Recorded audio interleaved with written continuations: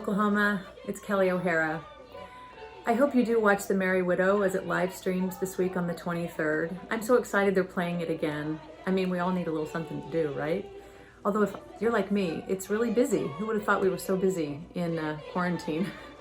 But it would make me happy if you'd watch. I had so much fun doing it. It was a lifelong dream come true to be on the Metropolitan Opera stage. And I think you'll enjoy it. And besides, you can go get popcorn and go get something to drink and go to the bathroom and come back anytime you wish because nobody cares. Nobody's seeing you. But tune in, and I hope you have a lot of fun.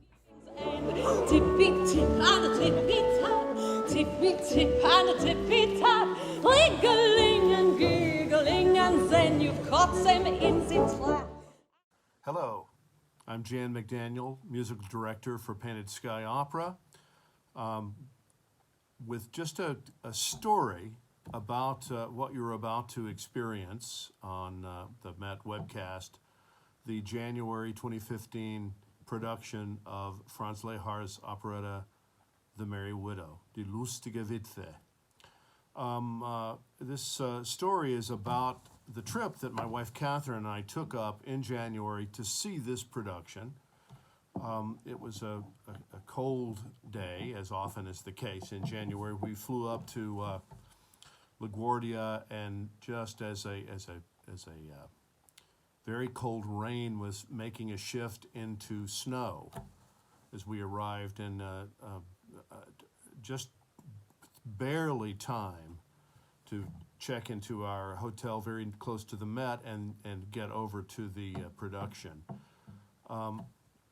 We wanted to see this particular performance because our own Kelli O'Hara was making her Metropolitan Opera debut. She'd actually made it a few days prior to this on New Year's Eve, but we saw the second performance of The Merry Widow with her, and her lover in this operetta was being portrayed by Alex Schrader, who was an Oklahoma product himself. His parents were both on the faculty at Northwestern Oklahoma State University in Alva, Oklahoma, when he was born and grew up and became a singer. And he was one we heard sing at the Met auditions in Tulsa and at NATS, the National Association of Teachers of Singing, in the Texoma Regional Conference each year.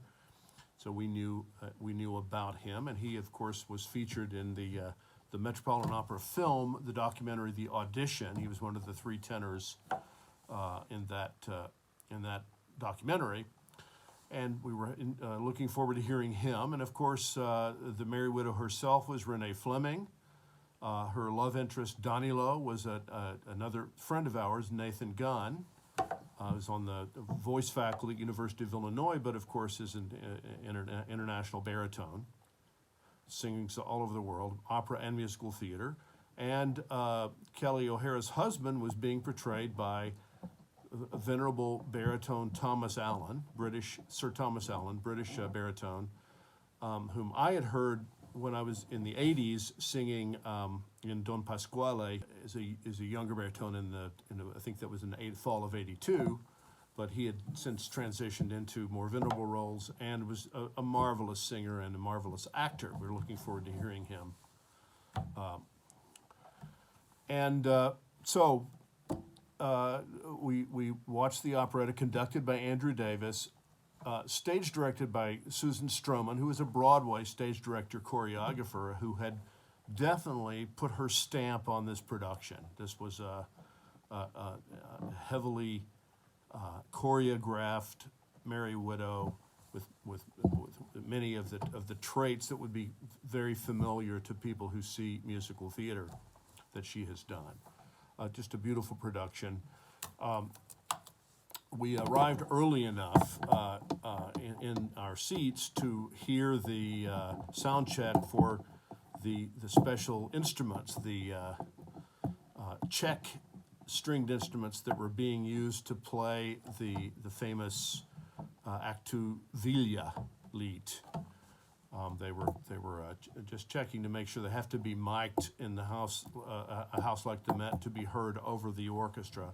And it was very interesting to watch, and I snuck down and watched them play those instruments. I'd never seen those instruments played live. I think they had 3 or 4 playing the part.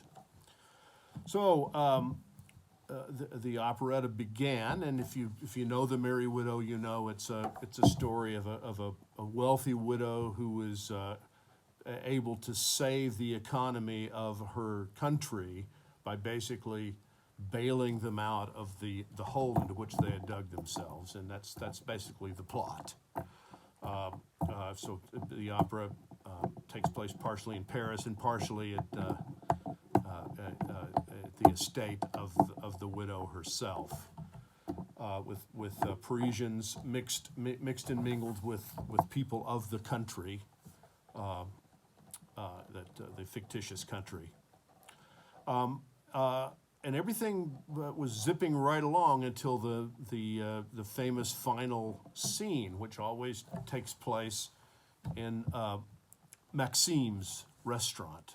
Danilo sings a very famous aria in the first act where he's talking about his favorite restaurant, and so this takes place in the restaurant where Kelli O'Hara's character has snuck into the chorus line and is going to join the can-can dancers as a part of the plot.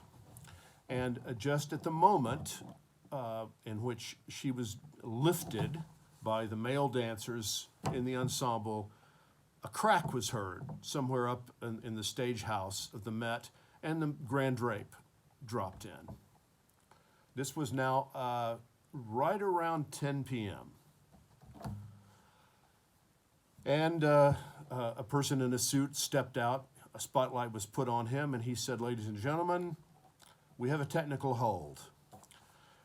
And we beg your indulgence, but we're not going to go on until we know it's safe to do so." And so for 30 minutes, we experienced a Spider-Man-like hold at the Metropolitan Opera, something that rarely happens. Of course, since it was 10 p.m. and it was snowing outside, a certain number of the patrons decided they'd seen enough Merry Widow, and they took off and left. But we, of course, wanted to see to the very end. And this is just one of those great Kelli O'Hara stories. As the curtain was going down, she was heard to yell, "Hey, where are you going?" And when the curtain went up, of course, it went up on the same tableau that we had left, and that was the male dancers holding up Kelli O'Hara. And she said, "Can you believe they held me up this entire time?" And the audience roared with laughter, and she had recaptured that weary audience, and she held on to all of us until the curtain went down on the final number and the bow started. We were able to sneak back to the dressing room area and speak just a little bit of time. We were actually intending to go out and have drinks, but by now it was after 11 o'clock. She and we were weary. We were flying out the next morning. We'd flown in just basically to see that production, and she wanted to get to her family. But we did have a nice long chat about that experience, and what a great opportunity it was for her to experience her first opera on stage with Renee Fleming, who at that time was sort of phasing herself out of the opera world, and was delivering, as you will see, a glittering performance as Hannah, the Merry Widow. She was there with Nathan Gunn, with whom Kelli had done a New York Philharmonic semi-staged production of Carousel. He was Billy Bigelow and she was Julie Jordan, so they knew each other really well, and they'd done many other performances too. And she had never performed with Alex Schrader. She had not met Alex Schrader until this production. They had good chemistry as well, and of course, her husband, Thomas Allen, one of the sweetest and kindest, according to Kelli, one of the sweetest and kindest colleagues with whom she had worked. And you're going to get to experience this opera up close and personal, much closer than we were able to see it that night, and without the technical hold. This was a beautiful Saturday matinee, and everything went off without a hitch. So enjoy The Merry Widow from the Metropolitan Opera. If it's not, it's no, no,